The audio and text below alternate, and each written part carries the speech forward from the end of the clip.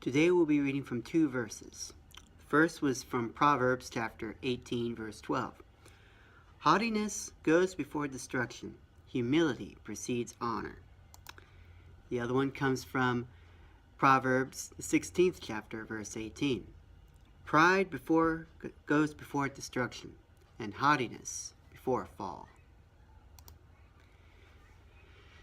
The American Puritan preacher, Cotton Mather, invited a young Benjamin Franklin over for dinner one night and showed him his library. As they walked through a narrow passage into the library, Mather yelled back at Franklin, "Stoop! Stoop!"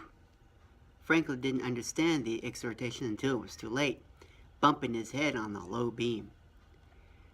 Mather turned the situation into a sermon.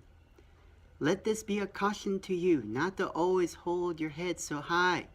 Stoop, young man, stoop as you go through this world, and you'll miss many hard bumps." Many years later, Franklin told Mather's son that he never forgot that moment. "This advice, thus beat into my head, has frequently been of use to me," said Franklin. "And I often think of it when I see pride mortified and misfortunes brought upon people by carrying their heads too high. One of the defining moments of my life was getting cut down to size by a summer intern. I made a prideful statement about our church, National Community Church, and he called me on it. At first I was defensive, but now I'm so grateful that he had the courage to call me out. I certainly don't want to give the impression that I've conquered pride. Like each of the 7 deadly sins, pride has 9 lives. You have to fight the battle every day, single day. But there are decisive victories, and that was one of them for me. There is a sequence in Scripture that is a sacrosanct.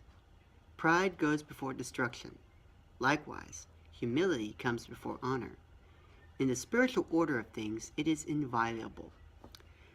Pride is the first chapter in the book of failure. Humility is the first chapter in the book of success. God won't put you in a position of leadership until you take a posture of servanthood. So as you're pushing your God-sized, God-given dream, remember the attitude you need to keep from beginning to end. Stoop.